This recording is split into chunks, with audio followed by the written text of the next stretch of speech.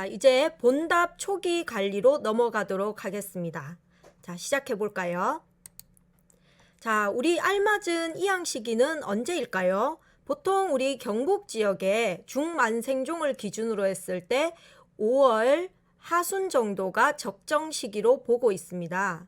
자, 너무 일찍 이양하거나 또 너무 늦게 이양하는 일이 없도록 이양 시기 적절히 지켜주시고요.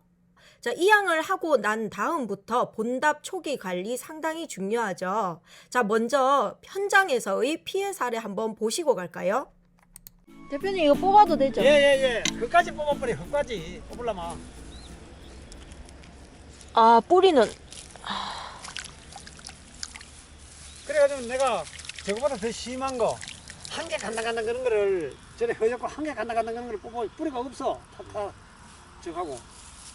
자, 이 피해 사례는요, 하얗게 뭐가 말라 죽는 이런 현상 때문에 저희들이 한번 나가봤는데요. 전형적인 제초제 피해였습니다. 자, 보통 우리 본답 이양할 때요, 측조 시비 하시죠. 그러면서 편하게 하기 위해서 요즘 제초제를 동시에 처리하시는데요. 아무래도 처음 측조 시비를 하실 때는 작업하기 편하기 위해서 논물을 살짝 빼시잖아요. 그리고 난 다음에 이양 후에 뭐 하루나 이틀 정도 후에 물을 대신다고 해요. 자, 이렇게 하루나 이틀만 지나도 제초제는 바로 물이 없을 때 뿌리를 통해서 바로 흡수가 되기 때문에 우리 모들에게 상당한 피해를 주게 됩니다. 그래서 요즘 거의 대부분 제초제 피해가 상당히 많은데요. 자, 이때 이양 후에 제초제 처리를 하고 난 다음에는 반드시 빨리 물을 대주시는 것 잊지 말으셔야 되겠습니다. 자, 다음은 본답 초기의 해충의 피해 사례입니다. 자, 보통 본답 초기에는요, 저온성 해충의 피해들이 상당히 많은데요. 그 중에 첫 번째 경우입니다.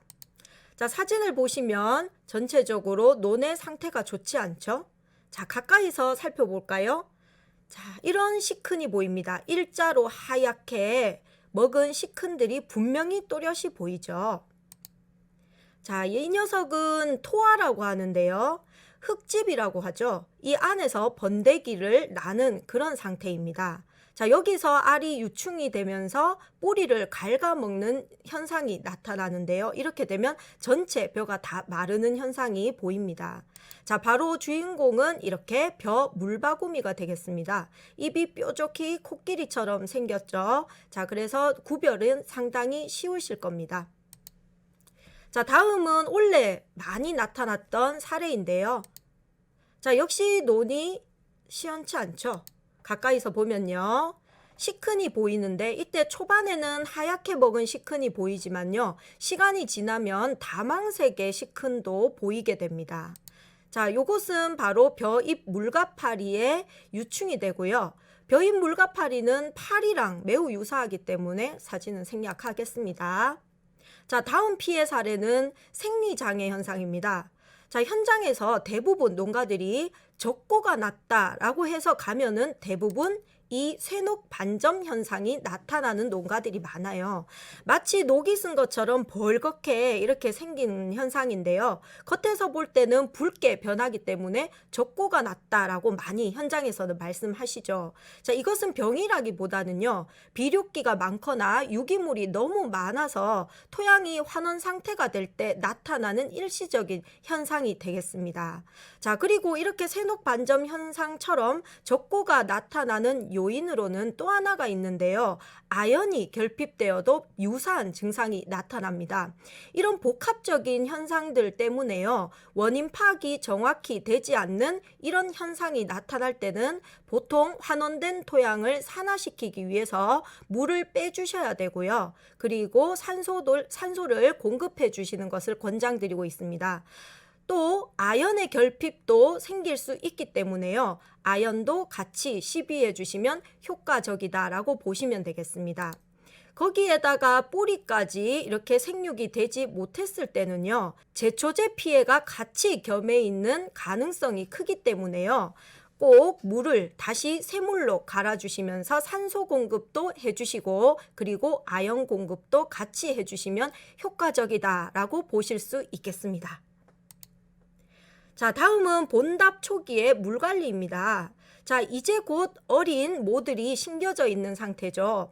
안전하게 뿌리도 내리고 분월도 생기려면은요, 물을 충분히 깊게 대주시는 것이 중요하겠죠. 그래서 본답 초기에는 물을 대어주시면 되겠는데요. 활착이 이루어져야 되는 초반기에는 다소 깊게, 그리고 어느 정도 지나고 난 다음에는 보통으로 대주시면 되겠습니다. 자, 그리고 유효분월기까지는 물을 대주시는데요. 무효분월기에 접어들게 되면은 이때는 물을 완전히 떼주시는 것이 좋겠습니다.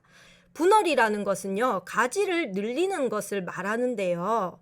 이 가지에 이삭이 달리는 가지들을 벌리는 것을 우리가 유효분월이다라고 말하고요. 가지가 확보가 되더라도 더 이상 이삭이 달리지 않는 분월을 할 때를 우리가 무효분월이다라고 말합니다. 일명 헛새끼 친다라고 말하거든요. 이 분월은 뭐 크게 중요한 분월이 아니기 때문에요. 이때부터는 분월수가 적은 게 오히려 좋겠죠. 그래서 더 이상 분월을 시키지 않기 위해서 물을 완전히 빼주시는 겁니다. 자, 물을 빼주실 때는 보통 한 일주일 정도쯤 빼주시면 되는데요. 물이 완전히 말라서 완전히 바닥이 보일 때까지, 갈라질 때까지 물을 완전히 빼주시는 것이 좋아요. 왜냐하면 이 사이로 산소 공급이 뿌리로 들어가면서 뿌리가 더 확고하게 밑으로 들어가는 그런 효과도 보실 수 있답니다. 그래서 물 떼주는 중간 물떼기 시기 잘 지켜주시면 되겠습니다. 자, 다음은 비료주기입니다. 자, 보통 밑거름은 이항기 때 주시게 되는데요. 이때는 질소, 인산, 가리 이렇게를 5대 2대 3의 비율로 보통 주시게 됩니다. 자, 요즘은 맞춤형 비료 많이 쓰시죠. 맞춤형 비료를 쓸 때는 300평당 30kg 정도를 추천해 드릴게요. 자, 다음은 우리 웃거름이라고 하는데요. 가지수, 그러니까 분월을 많이 시키게 하기 위해서 주는 새끼칠 거름이 있습니다. 보통 이항 이후에 보름 정도 뒤에 농가에서 많이 주시는데요. 우리 논의 색깔이 옆논보다 너무 연하다라고 하시면서 이 요소를 치시는 것을 전화를 문의를 많이 주세요. 자, 그러나 얘네들은요, 논의 색깔을 상대적으로 굳이 판단하실 필요는 없으세요. 주변 논보다 내가 더 연하면 주시는 경향이 많아서 비료가 너무 과다되는데요. 자, 옆에 논이랑 상대적으로 비교해서 조금이라도 잎색이 연하면 마구 주시는 경향이 있는데요. 이렇게 주시지 마시고요. 새끼칠 거름은요, 가지수가 너무 미미하거나 생육이 초반에 좋지 않을 때 응급 상황으로 주시는 것은 몰라도 그냥 색깔이 진하다고 해서 주시는 거름은 아니니까요. 항상 비료를 적절히 주시기 바랍니다. 그리고 새끼칠 거름은요, 저희들은 권장을 드리지 않고 있습니다. 자, 비료를 너무 많이 주게 되면은요, 각종 도열병, 그 다음 뭉고병, 그 다음에 흰잎 마른병, 이런 병해충에 많이 노출이 되게 되고요. 그리고 얘네들이 너무 무성하게 자라다 보면 키가 커져서 나중에 도복이 잘 되게 됩니다. 자, 그리고 단백질 함량이 오히려 많이 높아져서 미질을 떨어뜨리게 되는데요. 괜히 요소를 뿌리시고 돈 들고 그리고 병해충에 노출되고 이런 상황을 만들지 않으셔야 되겠죠. 자, 그래서 비료는 적절하게 주시길 바랍니다.